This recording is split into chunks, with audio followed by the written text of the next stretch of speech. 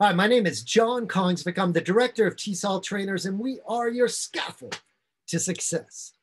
I'm here to talk to you about this exciting professional development workshop we've created for teachers who want to become more efficient and more effective at vocabulary instruction.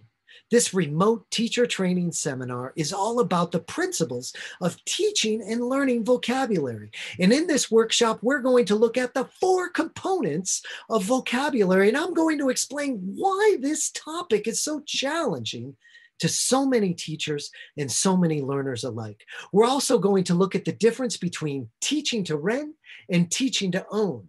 I'm going to show you strategies that engage students with new vocabulary, and we're going to look at some easy to implement techniques that maximize the opportunities students have to interact meaningfully with new vocabulary.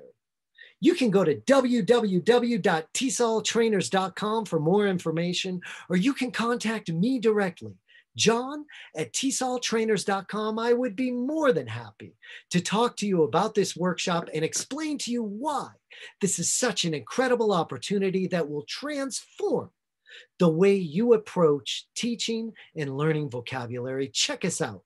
You won't regret it.